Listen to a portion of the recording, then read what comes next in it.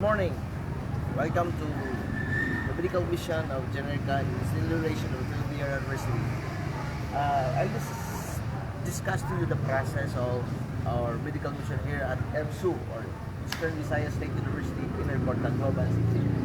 First, we'll start with the registration. People will be coming in from the gate and queue for the registrations here in this area.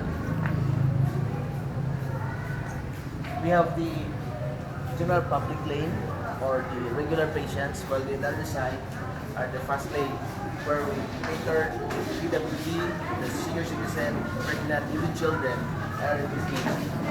As you can see, we have people queuing in this side the fast lane.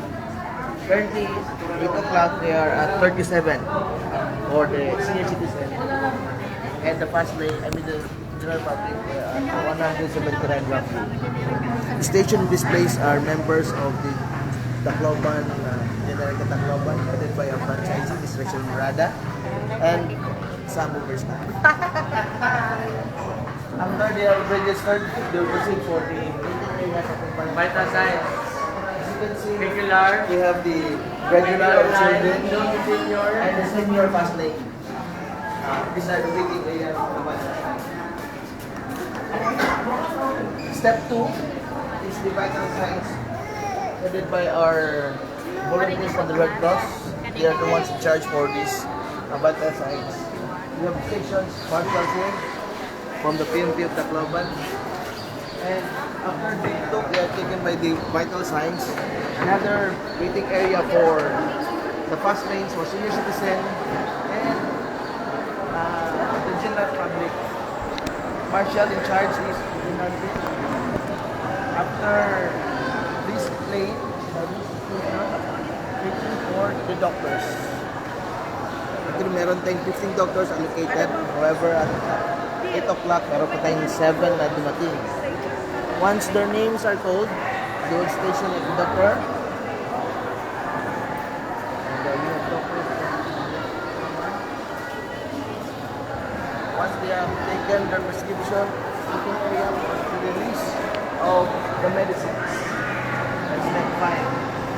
You can see the senior citizens and the general public. These people are waiting for their names to be called. It is time for their medicines. Ito yung medicine area natin, headed by Corporate Pharma, from the Visayas, Rhea, and the rest of the team in charge here. Ano apelido? Rodrigo. Ma'am, may pinamic acid para sakit alawas natin. So, Okay. So, once they have taken their medicines, we'll proceed to the exit area.